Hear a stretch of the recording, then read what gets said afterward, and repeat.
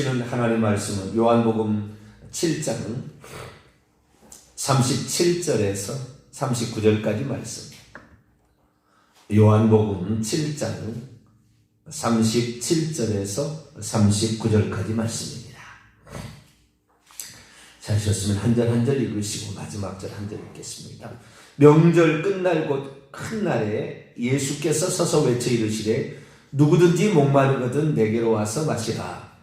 나를 믿는 자는 성경의 이름과 같이 그 배에서 생수의 강이 흘러나오리라 하시니 같이요. 이는 그를 믿는 자들이 받을 성령을 가리켜 말씀하신 것이다. 예수께서 아직 영광을 받지 않으셨으므로 성령이 아직 그들에게 계시지 아니하시더라. 아멘. 기도하겠습니다. 거룩하신 하나님, 이 아침에도 이 새벽에도 주님 앞에 나오게 하신 것 감사합니다. 자연 만물 속에서 하나님의 숨쉬는 숨결을 느끼고 내가 호흡을 내가 걸어 다닐 수 있음에 우리가 하나님께 감사를 드립니다. 우리가 무의식 중에라도 우리 주님이 나의 주님인 것을 내가 고백할 수 있는 사람으로 만들어 주셔서 언제 어디서나 우리 주님이 나의 주님이요 나의 하나님인 것이 고백되어지도록 역사해 주시옵소서. 이 아침에도 주의 말씀을 듣고자 합니다. 하나님 저희들에게 말씀하여 주옵소서. 우리 주 예수 그리스도의 이름으로 기도하옵나이다. 아멘. 할렐루야. 가을이 깊어갑니다. 추수감사절을 우리가 지켰는데요.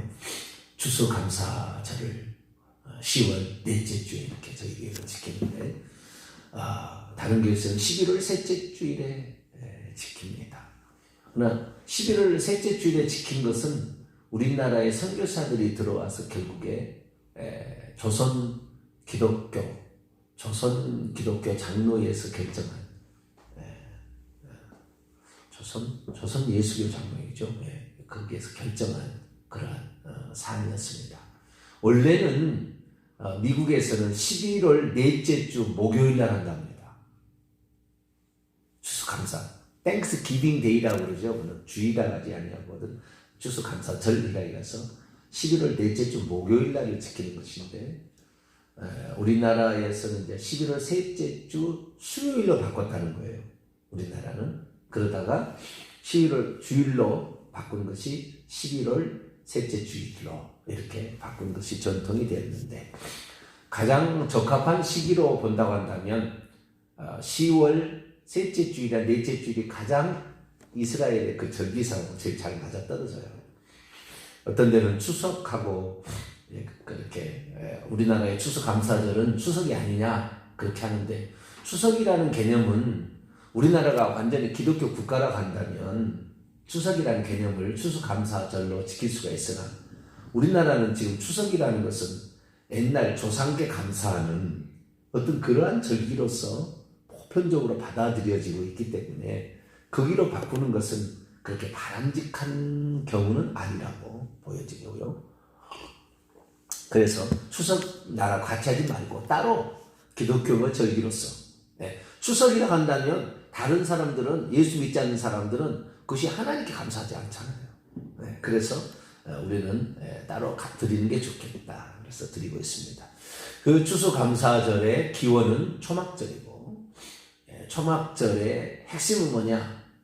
초막절은 감사의 절기. 원래는 수장절로 감사의 절기였으나 주님께서 초막절을 지키라고 하셨을 때에 그때에 두 가지였죠. 하나는 초막을 지으라는 것과 그 다음에 초막절의 첫날에 4가지 식물을 흔들라.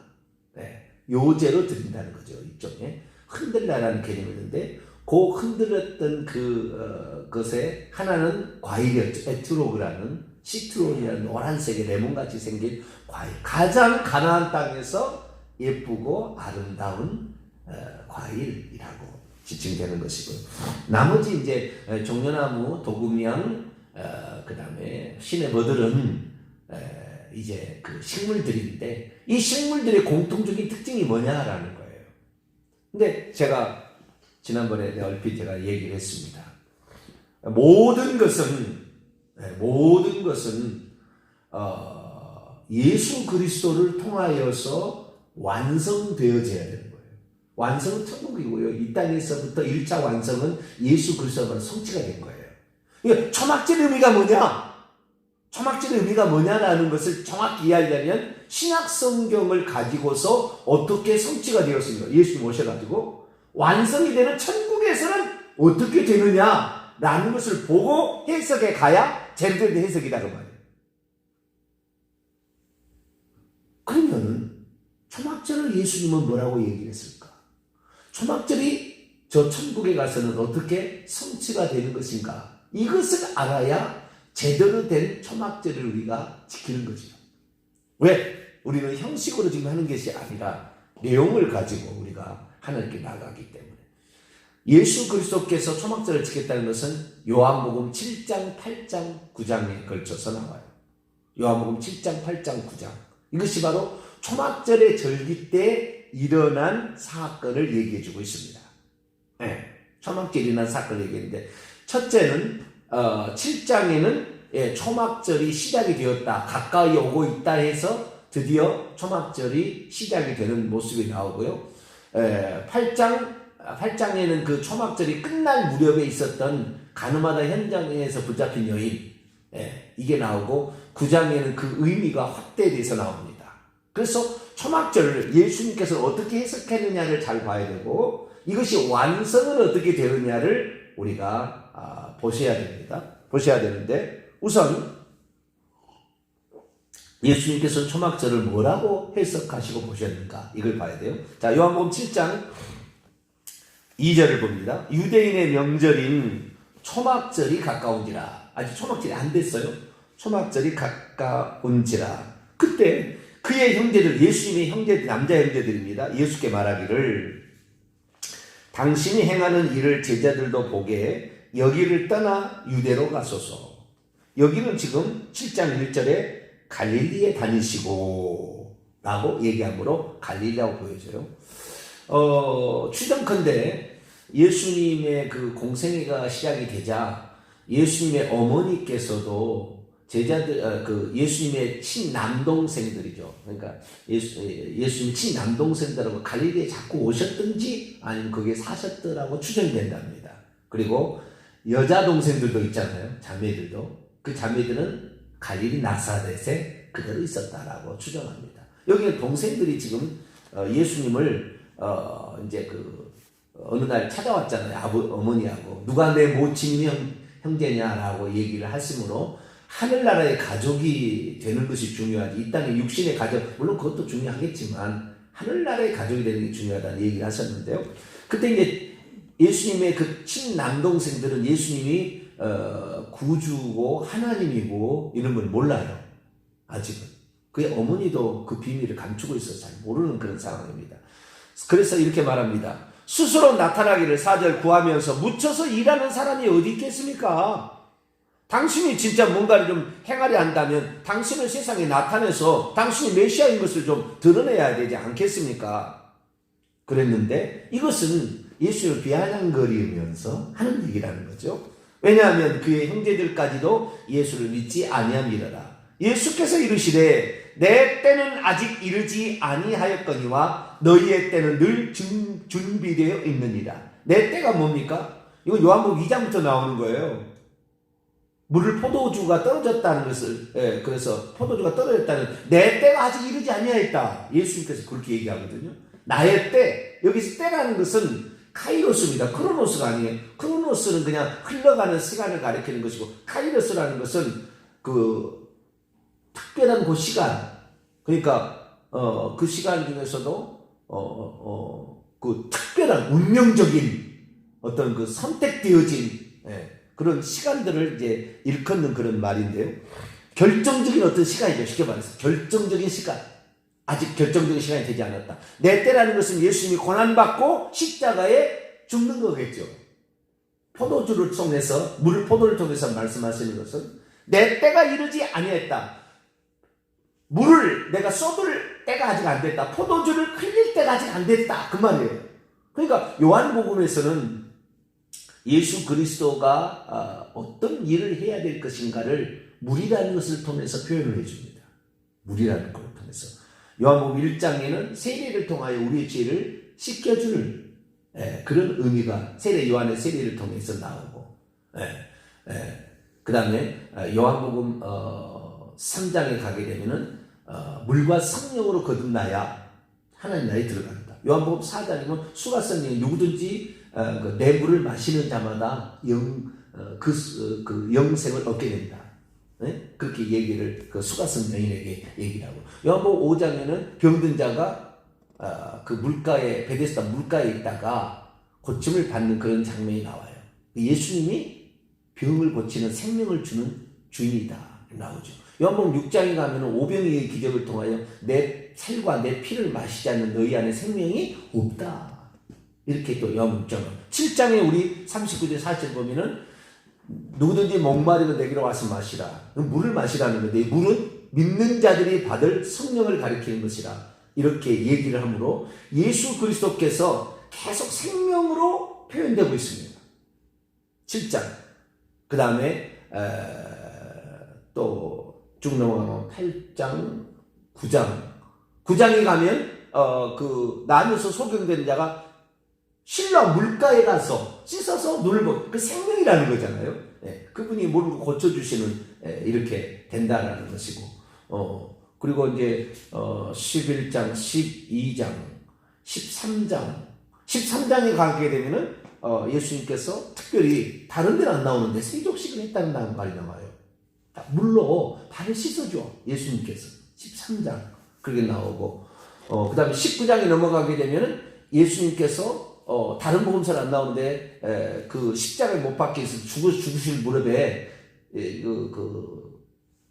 군병이 창을 찔렀더니 그 옆구리에서 피와 물이 나오더라.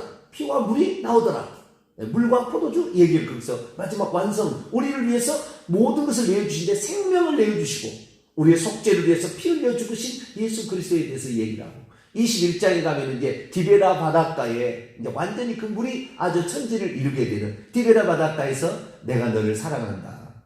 너는 나를 부인했지만 내가 너를 사랑한다 함으로써 그 사랑이 죄를 지은 사람이 회개했을 때에 사랑으로 펼쳐진다는 것까지 이렇게 쭉 나가요. 그래서 이 요한복음은 생명의 복음인데 이 생명이 물이라는 모티브로, 포도주라는 모티브로서 이것이 표출되어 있다는 것을 말합니다. 결국에 우리가 엊그제 계속해서 우리 살펴보았습니다만은 초막절에 두 가지 종류의 첫날 흔드는 예물이 하나는 에트로그라는 그거 모든 그 과일을 대표하는 것이고, 또 하나가 종려나무하고 도금향하고 신의 버드나무가 있는데, 이것은 공통분모가 생명과 물이라는 것으로 이것이 해석이 돼야 된다고 그랬잖아요.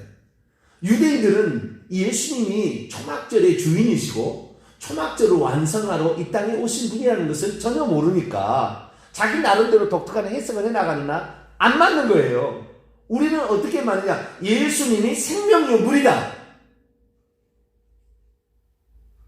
그것을 말하려고. 그래서 버드나무는 물이 그냥 철철 넘쳐야 사는 것이고, 도금향은 물이 조금 있어도 꺾어도 조금 보존됩니다. 두툼해가지고 보존되는 것이고, 종려나무는 물이 아예 없는 이런 그래도 좀 사는 거예요. 그래서 물이라는 것을 통하여서 이 생명의 주인, 물이 생명이다. 이 물을 통하여 생명이 공급되는 게, 너희들이 지금 살고 있는 생명이 하나님이 주시는 생명을 얻어야 너희들은 천국의 집에서, 천국의 초막에서, 천국의 장막에서 영원히 산다 라는 것을 말해주고 있는 거죠.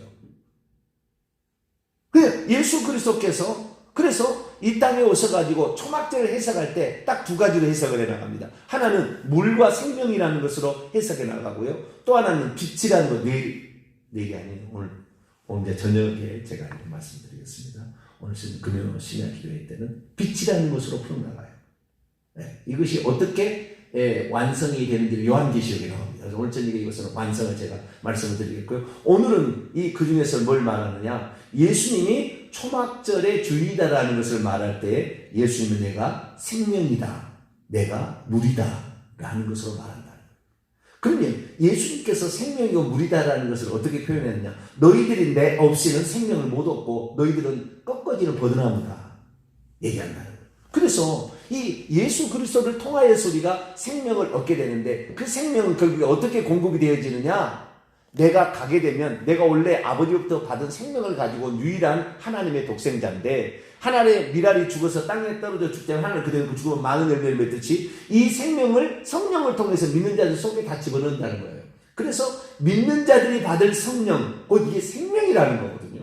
그래서 이 생명이라는 걸 풀어가는데 내 때가 아직 이르지 않았다. 초막절이라는 거, 내 죽을 때가, 내 생명을 내줄 때가 아직은 되지 않았다. 네, 아직은. 왜? 예수님께서 초막절에 죽는 게 아니고 6월절에 요 초막절을 지키고 그 다음에 6월절에 가서 돌아가시거든요. 그래서 이 초막절 아직 내 때가 이르지 않았다.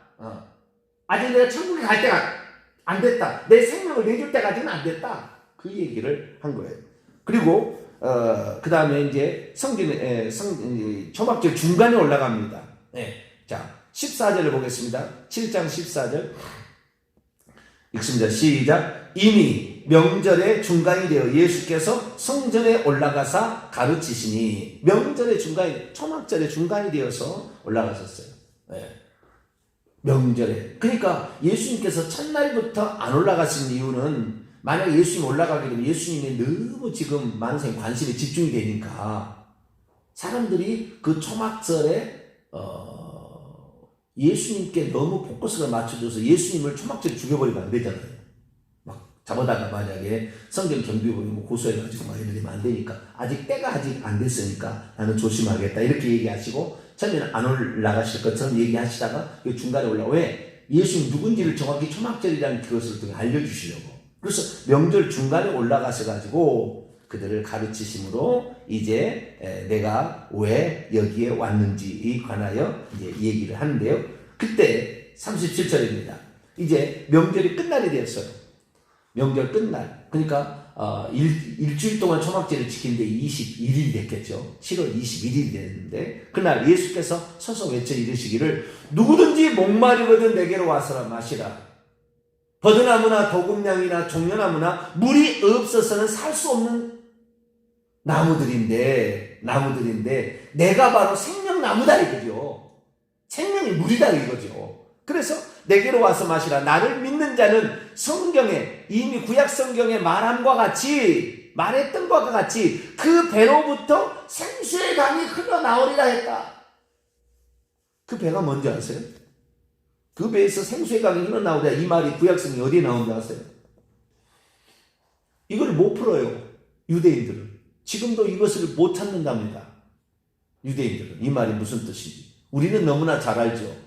저와 함께 에스겔 강의를 듣고 있는 사람은 에스겔 47장의 이야기 다 금방 알아버려요. 왜? 그 성전에서부터 동쪽으로 난 성전 문지방에서부터 동쪽의 지파 유다 지파로 오신 예수 그리스도가 동쪽으로 하나님의 영광이 들어오시고 문이 닫히고 그게 바로 하나님 임재가 있고 이제는 하나님의 생명을 그 물을 통해서 이 성전 문지방으로 물이 새나가지고 강물이 흘러서 그 강물에 고기가 떼고 좌우에는 나무들이 많고 결국에 과일들이 12가지 실과를 맺게 되고 그 잎사귀들은 사람을 치료하는 약재가 된다. 요한계시록 12장 2절에 그 말씀이 그대로 예언되어 있는 말씀이거든요.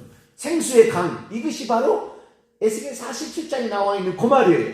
그래서 예수 그리스도의 생명을 혼자 가지고 있었는데 이제 이 생명을 해방해서 누구든지 믿는 자는 하나님은 성전이 교회 안에 계시고 이 교회를 통하여서 생명을 흘려보내서 모든 사람들이 예수 그리스도를 믿어서 생명을 얻게 한다라는 것을 말해주는데 이게 성령이에요. 그래서 생명의 성령의 법이 죄와 사망의 법에서 죄와 사망의 법에서 사망의 법에서 생명의 법이 성령의 생명의 법이 너를 자유롭게 한다. 그래서 성령을 믿어서 생명을 얻는다는 것을 여기서 말해주고 있어요. 그래서 39절에 사도 요한은 이 해석을 해주죠. 그는 믿는 자들이 받을 성령을 가리키며 말씀하신 것이다. 성령을 그런데 예수께서 아직 영광을 받지 않으셨으므로 성령이 아직 그들에게 계시지 않더라. 정확히 얘기하므로 그래서 이 성령을 의미하는데 생명을 의미하는데 그래서 유대인들은 얼마나 웃기냐면요. 지금부터 이제 마무리됩니다. 유대인들이 초막절에 하는 일들이 있었어요. 그런데 유대인들이 예수님 이 당시에 하는 일들이 있었는데 구약의 초막절에서는 어쩌면 감춰져 있는 거예요. 세 가지 나무가 물과 생명이라는 공통분모로 하나님 없이는, 하나님의 생명이 없이는 죽은 목숨이라는 것이 일종의 감사 쪽으로, 수장별 쪽으로 가고 요 본래적 의미가 감춰져 있잖아요. 그런데 실제적으로 예수님 당시에 그 초막절을 지키고 있었을 때, 그때는 이 의미가, 초막절의 의미가 무언지를 어느 순간부터 전래되는 어떤 전통이 있었어요. 여기는 그러니까 요한복음에는 나오는데 구약성에는 안 나오죠. 그 말의 의미가 초막을 짓는다, 그 다음에 네 가지 식물을 드린다라는 그 의미가 뭔지가 안 나오는데 여기서 두 가지를 하고 있어요. 하나는 뭐냐면 초막절에 하는 행사예요. 초막절에 물론 초막을 짓고 과일을 갖다 놓고 그 다음에 이렇게 하는 건 똑같아요. 그런데 두 가지 행사가 더 있었어요. 하나는 뭐냐면 제사장들이 매일 아침에 새벽에 해가 뜨기 전에 매일 아침에 해가 이제 뜰 그런 아침이 되게 되면 제사장들이 일렬로 줄을 서가지고 성전에서 저 실로암 못가까지 가는 거예요. 그래서 요한복음 9장에 실로암 못가가 나오는 거예요. 그 주님께서 왜 실로암 못가에 가서 시설한 이유가 거기에 나와요. 지금도 그러고 있다는 거예요. 유대인의 이등 박사님 얘기하셔서 지금도 그렇게 하고 있는데, 이 초막절이 되게 되면 제사장들이 물을 뜨러 간다는 거예요. 물을 뜨러 황금으로, 금으로 만든 주전자를 가지고 간답니다. 주전자를 가지고 가지고 그 실로암 못가에서 물을 길러요. 물을 길러가지고 오게 되는데, 올 때는 나팔을 봅니다. 이제 제사장들이 나팔. 왜? 버드나무가 끝까지인가 동시에 말라버린다고 했잖아요. 네? 끝까지인가 동시에 말라버린다고 했잖아요. 그런데 이 첫째 날은 이 물 뜨는 일을 하지 않아요. 첫째 날은 그 네 가지 식물을 흔드는 일을 하는 거예요. 그러니까 이것이 무슨 의미라는 것을 선포하는 것이고, 둘째 날부터 일곱째 날까지는 매일 새벽에 아침이 될 그 무렵에, 해가 뜰 무렵에 물을 뜨러 가게 되는데, 황금 주전자에 물을 떠다가 성전의 제단 위에 물 받는 그릇이 있는데 거기다가 물을 이렇게 주전자로 따르는 거예요. 따르면서 뭐라고 얘기하냐면 이렇게 얘기를 하는 거예요. 지금 하는 얘기예요. 요즘 최근에 이제 초막절을 지키는데, 전능하신 분께서 말씀하십니다. 성 안에 제단에 물을 부어라. 그리하면 그 해의 비가 복이 되리라. 그래서 이 새로운 농사를 시작하는데 비가 있어야 이제 농사가 시작이 되어서 초실절에 보리를 거둘 거 아닙니까?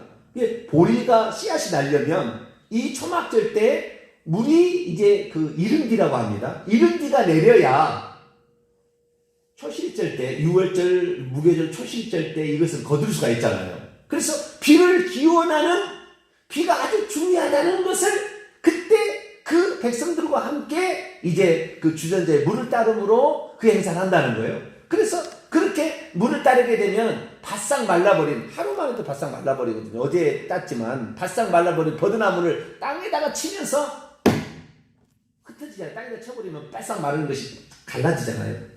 흩어지는 이런 행사를 한다는 거예요. 근데 이스라엘 나라는 그 얘기가 뭔지를 정확히는 잘 모르지만, 그것이 바로 예수 그리스도의 생명이 없이는 우리는 말라 비틀어버진 존재고, 예수 그리스도의 생명이 없이는 우리는 죽은 목숨이나 다름없다 라는 것을 그때 얘기하므로, 내가 줄 생명의 물 성령을 받아서 너희들이 다 생명을 얻으라, 이것을 가르쳐주기 위해서 예수님은 일부러 초막절에 처음부터는 사람들에게 관심을 가지지 않고 중간에 가서 이 설교를 함으로 말미암아 예수 그리스도의 생명을 성령을 통하여 받아야 된다, 이 사실을 얘기를 했다는 거죠.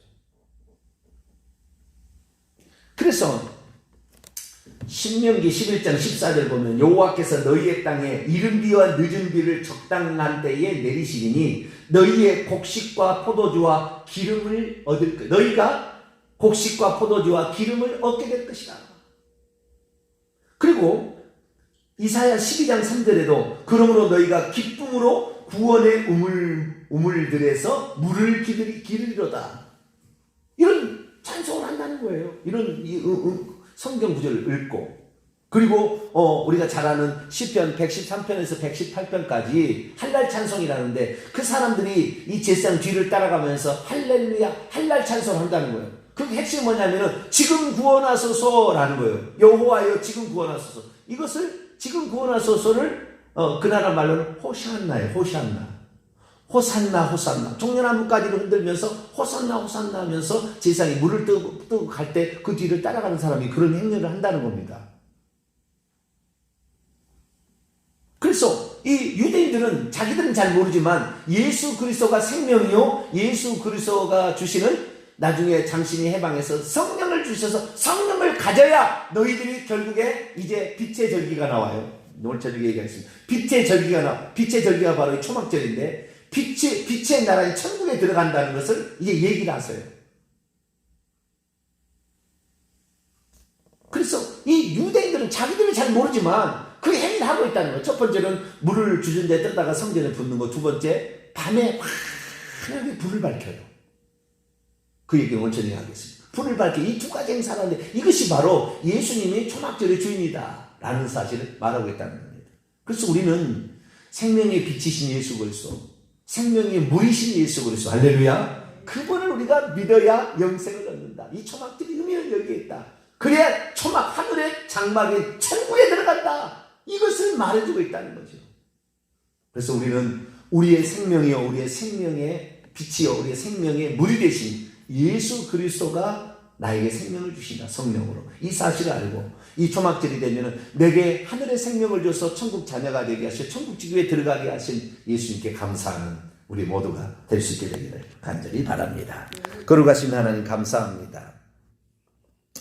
유대인들은 무슨 의미로 그렇게 자신들의 어떤 행사를 하는지는 모르고 있지만, 우리는 이것이 우리에게 생명을 주러 오신 예수 그리스도임을 알게 하시니 감사합니다.